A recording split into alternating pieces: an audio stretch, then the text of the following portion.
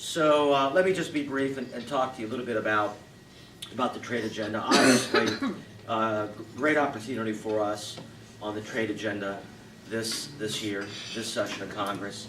Number of bills that we have an opportunity to get across the finish line, many of which were started by former Chairman Camp. The lineup obviously wasn't conducive in the Senate to get it across the finish line. The President hadn't engaged as much as he is engaging lately over the last couple weeks, which is all really good news. But let me just kind of put it all in perspective. And Nancy and Jim and Phil know this. There are only 4 of us on the Ways and Means Committee, and only 28 of us in the House Republican Conference that were here for the last TPA vote. And we won by 1 vote. And I still remember a former colleague of ours crying on the House floor after he voted for TPA, because I think he knew that he wasn't going to come back. And he ultimately didn't come back. But he voted for it because he thought it was the right thing to do. I was talking to a colleague on the floor last night about TPA, and this is classic. This response is classic.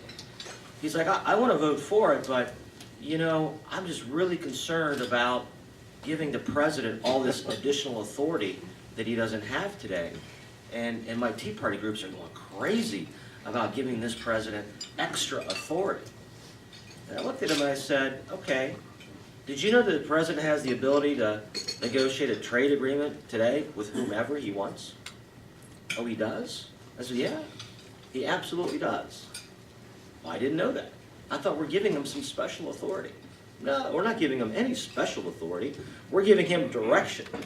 We're actually giving him our input, our guidance, and we're spelling it out. And in return for that, what we are doing is we're saying to him and to everybody he's negotiating with, we will give you an up or down vote. And why is that important? We'll negotiate a fantasy football league, right? When you're negotiating a fantasy football league or anything else you're going to negotiate with your friends or with your foes, you're not going to really put all the cards on the table till you know that this is the final negotiation and this is going to be the deal.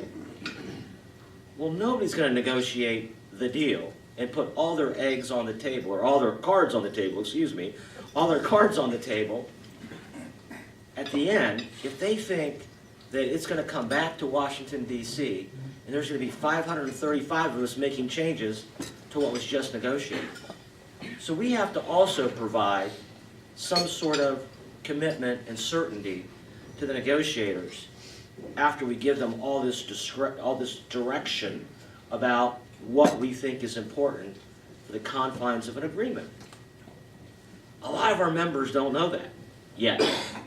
And worse than that, their constituents don't know that yet. And worse than that, there are people on the other side who work every day to try to mix that message and say we're giving the President some special authority. And that mixed message comes from the far left, and that mixed message unfortunately comes from the far right. Now, are there challenges in trade? Absolutely. I come from Ohio. Ohio is the perfect example of those challenges. Because sometimes, under the rules of the game today, when you win, you still lose. That's not fair. That's not fair to American companies who are playing by the rules. So we need vigorous enforcement of those rules. And that's a challenge. It's a challenge when the rest of the world views rules differently. I'll tell you a funny story from our trip. Adrian was on this trip, and we were having, I don't know if you remember this little segment of our trip, Adrian. The Prime Minister of Malaysia. Oh, we could tell stories, couldn't we, Adrian? We had dinner with him one night, and obviously in Malaysia they have this big issue of and I still don't quite understand it, but the ethnic minority, which is a majority in Malaysia, which is considered a minority, which is in charge of the government. The Prime Minister is part of that ethnic minority. They represent about 60% of the population. And so they have set-asides. Set-asides that we would consider set-asides on steroids for this ethnic minority that's in charge of the country. And they get certain percentages of contracts, including contracts with the government. So we were bringing this issue up of state-owned enterprises and how they have to be a little bit more democratic. The subsidies have to come down. The Prime Minister was so happy and pleased to tell us that, oh, they're moving in a capitalist direction in a big way. We represent 60% of the country now, this ethnic minority, and we only require the government to give us 40% of the contracts. I mean, he was so proud of that. We've got a long way to go in trying to have the rest of the world kind of see the world as we see it. So those trade rules are really, really important. And there's a lot of anxiety in states like Ohio and Michigan and other states that have different types of issues, whether it's the South with textiles or North Carolina tobacco. So those are issues that we still need to work through. So this is a challenge. But at the end of the day, the world is moving whether we move or not. The world is trading whether we move or not. In my local paper, the head of the AFL-CIO said, trade is bad because we have a manufacturing deficit with respect to trade. Well, what he didn't say in the article goes back to the point of fear. With the 20 countries we have trade agreements with, we have a manufacturing surplus. We have a services surplus. We have an agriculture surplus in trade. There's a story to be told here that we're not telling very well, because I believe Americans compete as long as the rules of the game are fair, and that's a huge issue. We can compete anywhere with anybody. We can't put our heads in the sand, and that's what this debate's all about. The president's begun to show leadership. He's got to show more. There's no question about that. There's obviously the negotiations are continuing to go on between Hatch and Wyden and Ryan. We're going to continue to pound this forward, and this spring we hope to put a TPA bill on the floor, and then ultimately this fall a TP vote. In between there, we've got a number of other issues. We've got a customary authorizations bill that's very important. We have the Senate and the House speaking a little bit differently on a issue of protect versus enforce that we're trying to work through. AGOA is pretty close. GSP is pretty close. We are on the verge of having potentially a really good year. But as you know, this town is pretty difficult these days, and nothing's easy. And we are set to march into this, but nothing happens without hard work. And we're putting that hard work in now. We have two colleagues who were in the Far East. Maybe you were in the Far East too. Why I say that is, Adrian was on the Codel that I was on with Chairman Ryan, and I was having breakfast we were having breakfast at the ambassador's residence in Japan on last Thursday morning, and I'm sitting next to Devin Nunes, and he said, Holding missed you in the bar last night. I said, Holding? I said, what are you, daydreaming? You drank too much last night? George Holding? He's like, no, George Holding was in the bar last night in our hotel. Are you kidding me? The man of mystery, George Holding, in the bar at our hotel. Apparently you were on a different Codel in Tokyo. Fascinating place. So there were a lot of people traveling.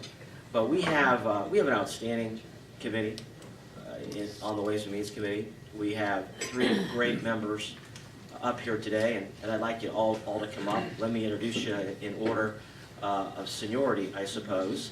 Adrian Smith, who is from Nebraska, Scotts Bluff, Nebraska. Anybody been to Scotts Bluff, Nebraska? Anybody heard of it? You've been to Scotts Bluff, Nebraska. Two of you. Wow. Three of you. Well, I bet you guys didn't know this, I got to spend, along with 7 other members, Adrian's honeymoon with him and his wife. Hope she enjoyed it. Delightful young lady. He went to the university, obviously born and bred in Nebraska, went to the University of Nebraska, now part of the powerful Big Ten. And he started his career in city council, then the Nebraska legislature. He is an adjunct professor at George Washington University, and he is a member of the Trade Subcommittee. Please welcome the man that agriculture loves, Adrian Smith. To his left, from Bakersfield, California originally, yes, I said that, Bakersfield, California. He's not related to Bill Thomas, he assures us. But raised in the Twin Cities. Erik is a graduate of St. Olaf College. He was a business analyst for Target for 16 years, was in the legislature for 14 years, was elected in 2008 to the Congress, representing the seat that many of you might remember was represented so ably by Jim Ramstad. He's on the Trade Subcommittee.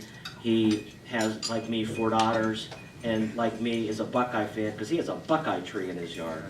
Not many people probably have seen a Buckeye tree before, but anyone know what a Buckeye is? What is it? Well, it's a tree and a nut. Yes, a killer nut. It's a poisonous killer nut. Yeah. It's important to know, Randy. Last but not least, the newest member of our committee, born in Raleigh, North Carolina, attended Wake Forest University, graduated with a degree in classics and law. It all makes sense now, George. He became famous by initiating the prosecution of John Edwards during the famous campaign finance trial, and was U.S. Attorney in North Carolina. Before that, worked for Senator Jesse Helms, and he was elected in 2012 and serves on the Ways and Means Committee as well, and has a great affinity for cigars and Scotch whiskey, which has been an added bonus to the committee with your joining us. So please welcome these 3 great members.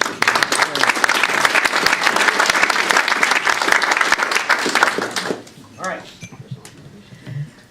Jim, how do you want to do this, Jim? We're going to have them give a little opening remarks, starting with the most senior member, Mr. Smith.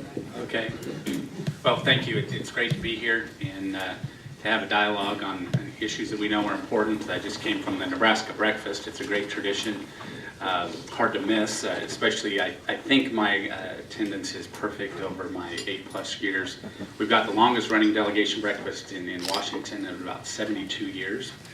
And so can't miss that. So I did leave a little bit early to come over here, but I boasted to them why trade is good, and you all know that 95% of the world's customers live outside our border, and for me, it's good that everyone needs to eat, and our district can capitalize on that. And last week's Codel to Asia, I think, was especially productive. And just a lot of reminders that are out there of how many folks are interested in what's happening with trade, more specifically TPP. Japan, we've had some challenges with relating to agriculture. They shut our beef out because they said it was the BSE issue, when I think there were more politics sprinkled in with that than any concern for disease. And so working through that, they've opened up a little bit, but I see TPP as an opportunity to really specify that games can't be played and that science should reign supreme. I don't know if that's my microphone or not. Anyway, it was very interesting to see all of the players in trade of the 3 countries we visited, with Singapore, Malaysia, and Japan, and how important they see this issue. And obviously, Japan has some work to do to get things leveled out, but I think they understand how important it is, and that to not continue in the direction, in a positive direction, I think would be very problematic. And I think across America, trade is not the issue on the top of folks' minds. It's not quite as tangible as it is, but when you look at the geopolitical impacts that trade can happen very positively, where commercial partnerships are established, political partnerships, I think, follow suit and build stronger relationships, more stable relationships, and certainly we do need more of that. Thank you. Ryder? Well, let me also just thank Jim and Ripon for putting this breakfast together and for having all of you stay engaged and remain engaged with all of us on the committee on a variety of issues. I thought I'd just share a few comments real quick on TTIP, because Adrian mentioned TPP. I co-chaired the TTIP caucus, and so folks ask, well, why is that important in a state like Minnesota? Why are you engaged in that issue? And it's interesting, a state like Minnesota, last year our exports just to Europe, or European countries buying our exports, was like $4.5 million. I mean, it was a pretty big number actually, and 42,200 jobs are tied to European investment. And you know, people think of Europe, our best friends, our best allies. Tariffs and quotas are already pretty reasonable or pretty low, so does it make a big difference if we focus on this trade agreement? And the answer is yes. Number one, there is so much economic activity between our two economies that even if you move the needle just a little bit, you can have a big impact on jobs, on growing the economy, on helping workers increase their incomes. As an example, 50% of the world's GDP is already flowing between our two economies on the Atlantic and with America. 30% of the world's trade is going between our two economies currently. But this agreement with TTIP is more than just addressing quotas and tariffs. It's actually these behind the border initiatives that are really important, that needlessly slow down the movement of goods and services. And so it's regulations, it's standards, it's testing certifications, and making sure that we've got commonality and predictability and certainty in all of those different areas. Because number one, if we can able to improve those areas and come up with common standards, we'll be able to move goods and services a lot quicker, enhance trade, enhance exports. And then secondly, it's an opportunity for our economies to set the stage and lead for the rest of the world, right? And so the other countries that aren't necessarily following the same rules of intellectual property and the rules of law, like might be China, India, Brazil, growing economies, we want to make sure that if we set these standards high and take it to the next level, that they will be forced to follow. And that's a really important theme that I think is going to emerge going forward. And the TTIP caucus actually is bipartisanly led with Todd Young and Bill Keating and Richie Neal to show that, again, as an example, Bill Keating has never voted for another trade agreement, ever. But he's really a strong believer in moving this TTIP agreement forward. So we want to make sure we're leveraging every opportunity for bipartisanship to move this forward. And I think they're opening the 9th round of negotiations in the near future, so we still have a ways to go. Because TPP is so much farther along its negotiation. But once TPA moves forward, once the TPP comes up later, the momentum will be put in place and will be sound, we believe, because of our common values we enjoy with the Europeans right now. So, you know, labor standards, environmental standards, the traditional issues that come up, especially for Democrats, won't be as big a deal, hopefully, even as we enter an election year. So we're hoping to sustain some of that momentum. And, you know, for a state like mine that has Cargill and Medtronic and 3M headquartered there in Hormel, we want to make sure that, again, we're sharing the story and exporting, because it is an opportunity to keep our economy growing pretty strong. And 750,000 jobs are tied to trade in some manner in my state, and that's only going to get better. It's a surefire way to grow jobs, and that's the message we're trying to communicate with our colleagues and others. So, thank you. Yes, well, what a great breakfast this morning. I hope everybody had lots of sausage gravy that goes well on fruit.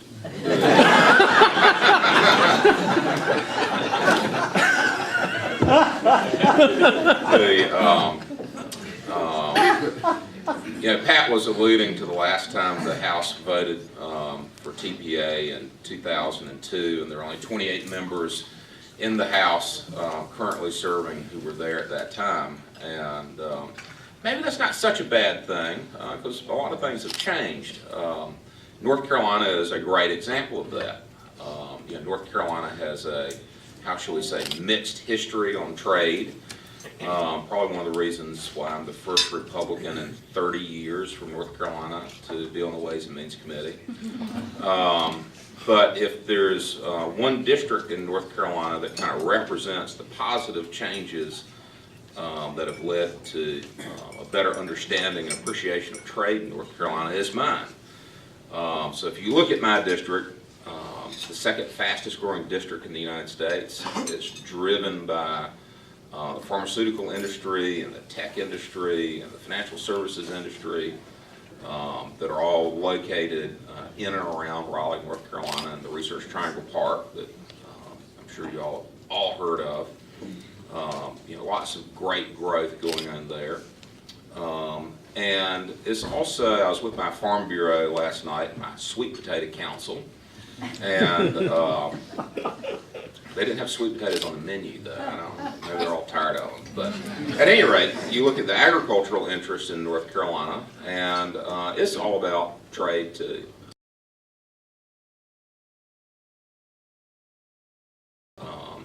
So, my district, one of the top 10 most educated districts in the country. As I said, fast growing. But it is also the #1 tobacco district in the United States, which makes it very interesting. Believe it or not, in North Carolina, we grow more tobacco today than ever before. And I don't know how many of you all were here or participated in the tobacco wars back in the day, and the tobacco buyout program and so forth, which the theory of that program was that the government would purchase back the allotments, tobacco allotments from all the farmers, which were property rights, and the farmers would then use that infusion of capital to go out and find a new cash crop and diversify. Well, the smart farmers in North Carolina looked around after a year or so, and they found their new cash crop, and it's called more damn tobacco. So we grow more tobacco than ever before. 75% is exported, mostly to Asia. And I was so delighted to be in Japan and walk into the hotel watering hole there and find that everybody was smoking. That was great. Yeah, everybody, I'm sure there are a few of you here who remember going downstairs in the grill room back pre-band days, the conviviality and the conduciveness to deep thoughts and so forth that was down there. The other big crop in the East, and most all tobacco farmers are also sweet potato farmers. And you think about sweet potatoes for a minute. Everybody sees sweet potatoes on the menu now, fried sweet potatoes being popular everywhere. And it's not because some chef decided to fry a sweet potato and it turned out great. It's because at NC State University, they developed a new variety of sweet potato that you can actually fry. It used to be you couldn't fry them. Now you can fry them, and they also have long shelf lives now, which they used not to. And so sweet potato consumption in Europe is up like 1,800%. So walk into Fortnum & Mason, which is a nice department store in London, and what do you have? You have Carolina Gold sweet potatoes. It's great. Also, pork. Grow a lot of hogs in North Carolina, and I like to think our farmers are smart folks. And what have they done? They've developed a new type of hog, producing what's called silky pork. Now, this is a hog after my own heart. It's a hog with a higher fat content in it. And it's especially developed for the Japanese market because they like hogs with a lot more fat in them. It's like Kobe. It's like the Kobe steak of pork. And so you go into any market in Tokyo and you will find silky pork. And it has the picture of two brothers from Wayne County, North Carolina, Louis and Gordon Maxwell. And it's just the most amazing thing to see Louis and Gordon's picture on all these pork products in Tokyo. So you lump all that in together and you see why now trade, TPP is important to North Carolina. Provides us a lot more opportunities. Sure, there are challenges, the intellectual property issues. A lot of our pharmaceutical companies, biologic companies, are very concerned about the lowering of standards in one of these agreements from our standards. Why do we have the highest and most complete IPR rights in the world in the United States? Well, it's because we're the most creative and inventive country in the world. So we don't want to dumb those down. But all in all, it's a great opportunity. So sorry for talking. Eric and I thought that Adrian was the pork guy and you were the cigar and whiskey guy. I guess we learned something this morning. There you go. There you go. Are you the whiskey guy now? Sure, why not?